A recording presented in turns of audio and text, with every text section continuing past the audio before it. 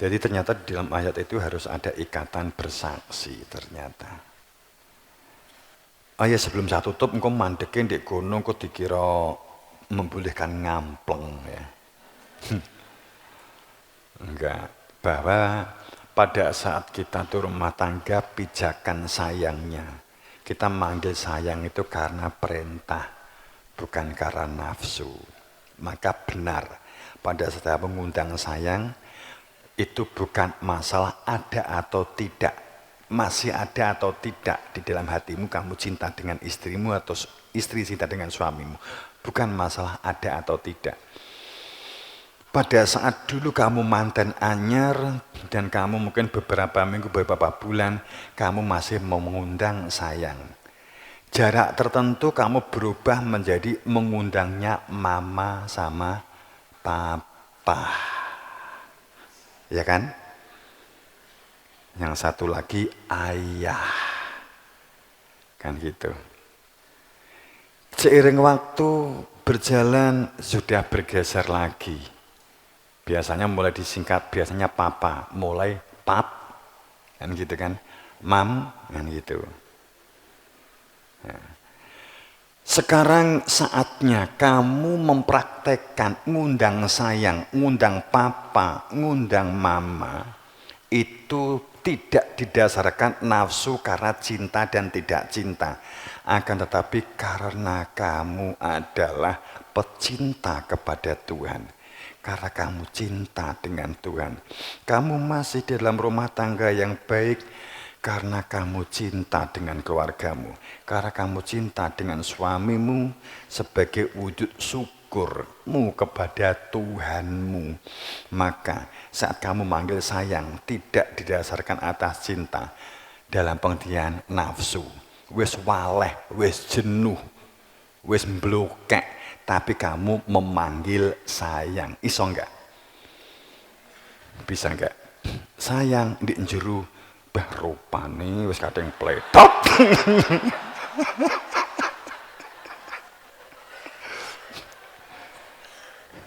Praktek nih. Nek cek anyar ngene cek wajar. Nek wis kadang pletot cek wani apa gak kan gitu. Praktek nih manggil papa sayang pijakannya karena cinta kepada Allah. Jadi arep nyeluk subhanallah sayang.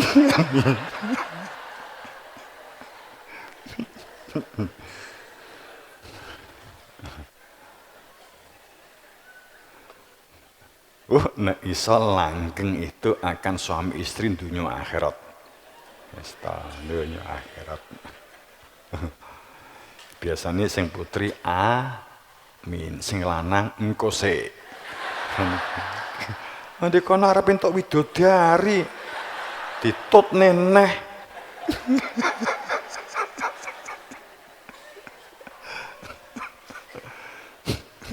Sing wedok ora entuk jatah widodari.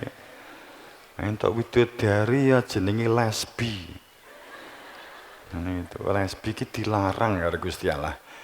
Makanya nek sing kene amin suami istri dunya akhirat. Nek sing kene engko sik ya gitu. 70 widodari. Terus sing kadung seneng sing siji bonus 71. Bake bojone dhewe.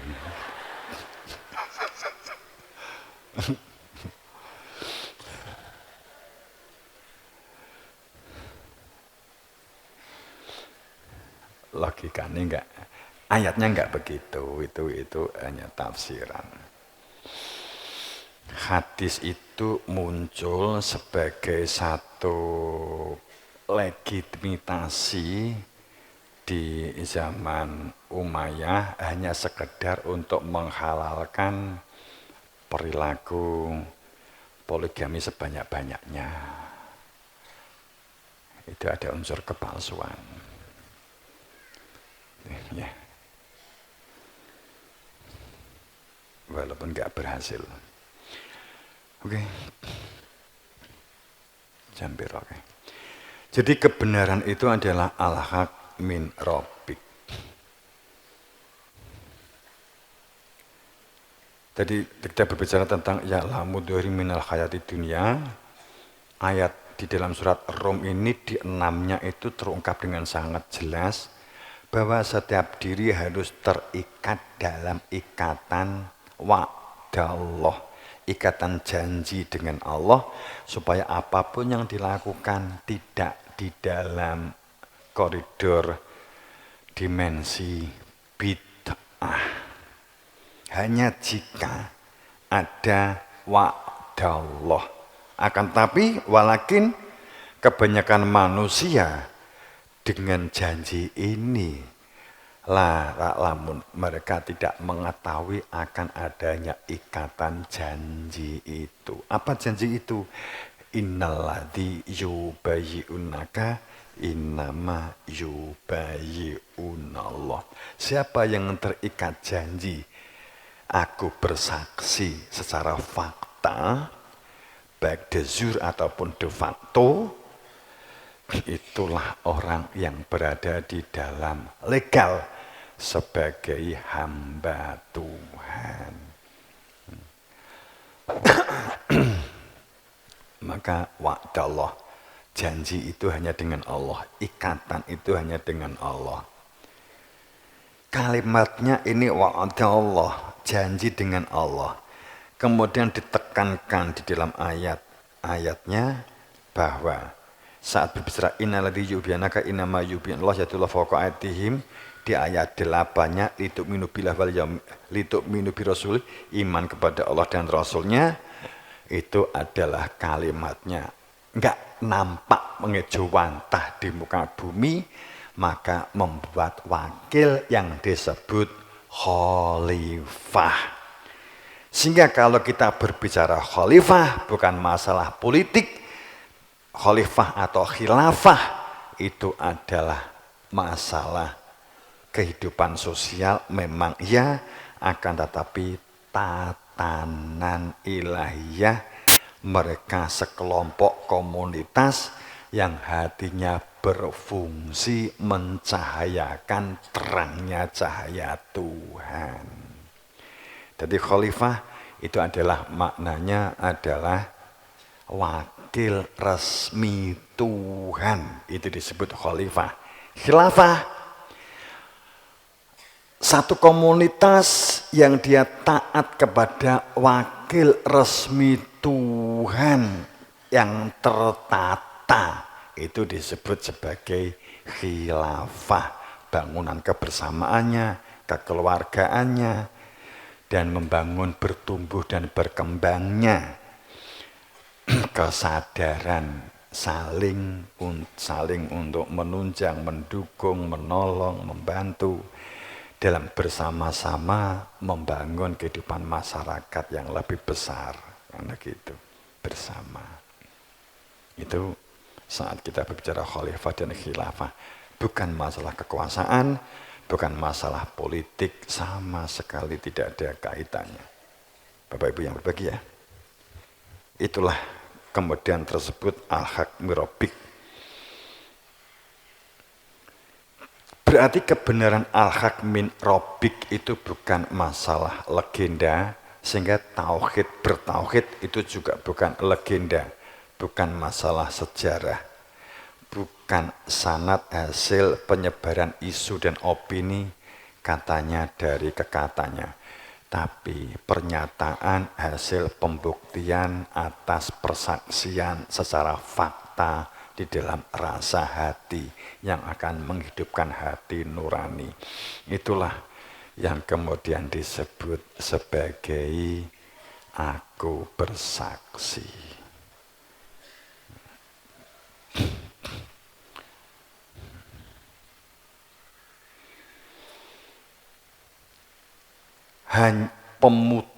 Pemutus berkaitan dengan masalah sistem dunia material.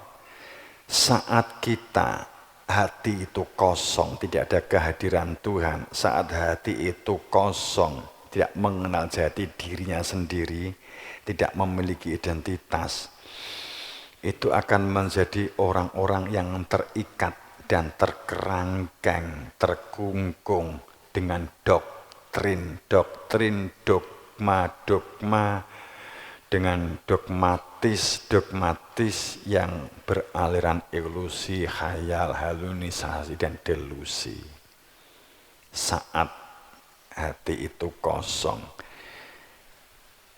ilusi yang sangat jelas itu begini, hanya orang yang di dalam hatinya itu telah ada kehadiran Tuhan, sehingga dia tahu tentang tujuan hidup karena yang dituju adalah Tuhan, karena ada kehadiran Tuhan, sehingga dia tahu hakikat hidup, karena hakikat itu orang yang berada di dalam Tuhan.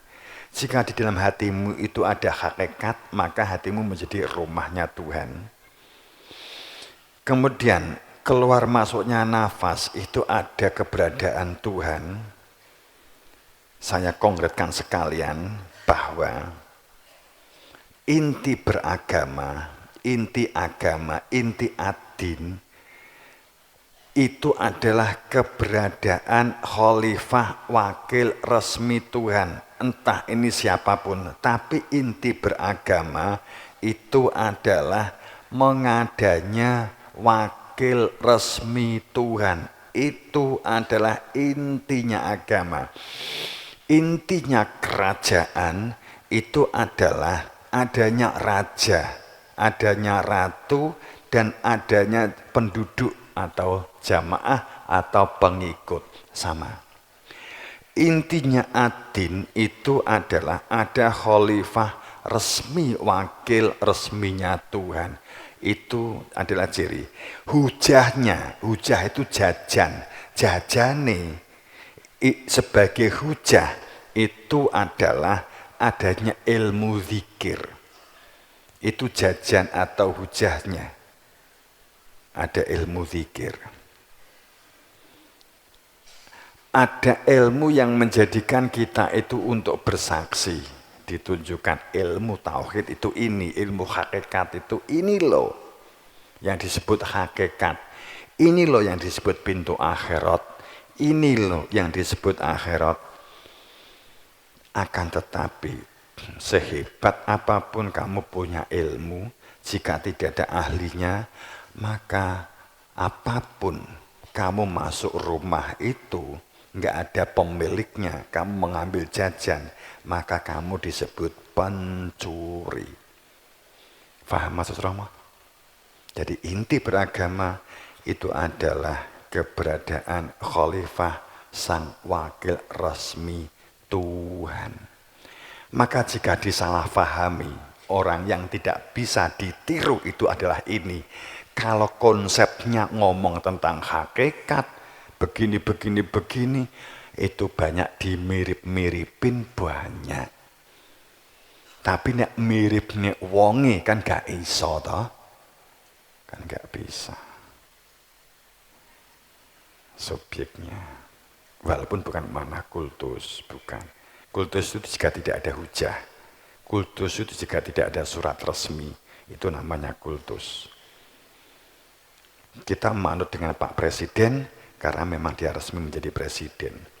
Tapi kalau ada orang ngaku utusan presiden, bisa jadi dia bohong bahwa dia itu hanya utusan kebohongan.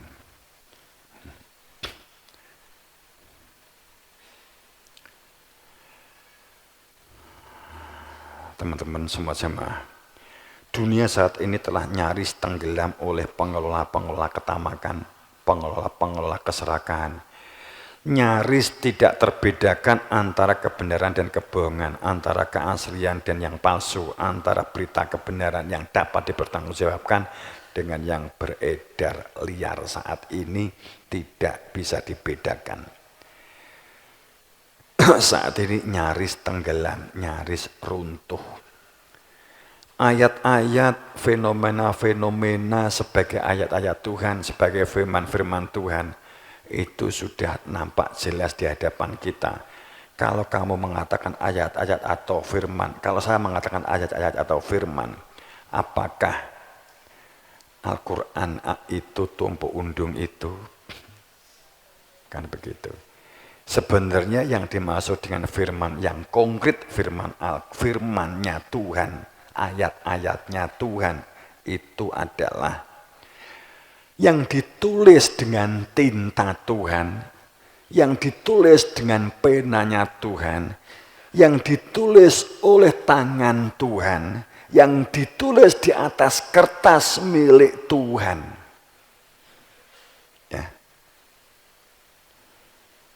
Apa ini Al-Quran yang ditulis oleh Tuhan, ditulis oleh tintanya Tuhan, ditulis dengan penanya milik Tuhan, ditulis di atas kertasnya Tuhan itu apa? Ini jelas-jelas tidak bisa diingkari, dan ini akan menjadi sebuah kemutlakan bahwa ini kebenaran al-haq min rabbik.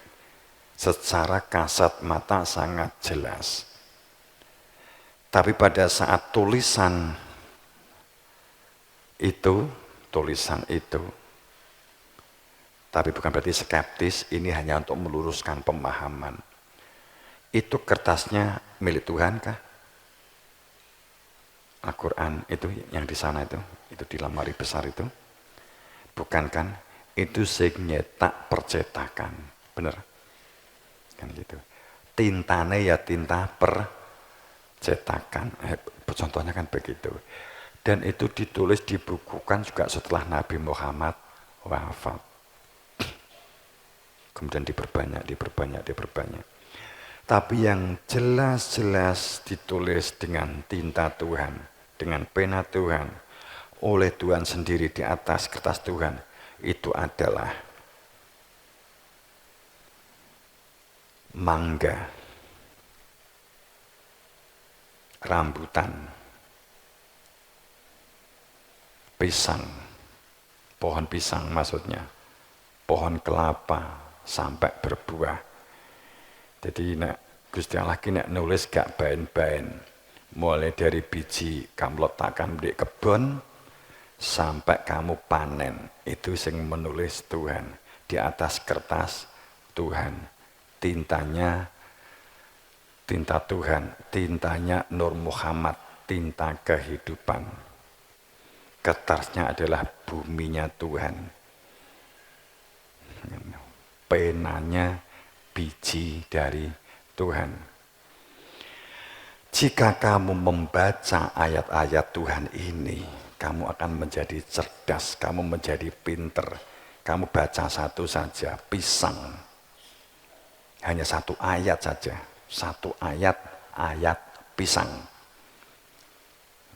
Maka kamu akan tahu karakter pisang, digunakan untuk apa pisang itu, kandungannya apa pisang itu, cara mengelola pisang itu, cara membuat roti dari pisang, sampai bisa dibuat untuk gemplang orang sing megel nih juga bisa dari pisang. Sehingga kamu membaca ayat-ayat Tuhan itu tidak hanya cukup hanya satu ayat, hanya satu juz, hanya satu momen, hanya satu waktu. Terlalu banyak ayat Tuhan yang harus kita baca. Kita belum ngomong tentang Iqra, kita bacalah kitabmu sendiri. Bacalah kitab yang di dalamnya adalah dirimu sendiri. Itu aja kesulitan kita membaca itu. Di sini sangat jelas. Itu jelas bahwa yang dimaksud sebagai bagian dari firman, ya dirimu sendiri, segala tanaman. Membaca manusia itu saja enggak cukup, hanya satu waktu enggak cukup. Kamu membaca orang lain, ngerasani dari lahir sampai mati, ngerasani kan gak tahu nek enteke. Kowe lak membaca ayat Gusti Allah ta. Kok ngerasani terus toh? Ini kan membaca ayatnya Tuhan. Cilaka wong-wong.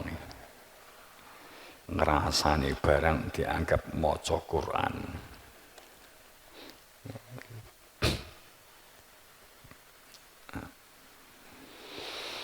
Itu yang akan mencerdaskan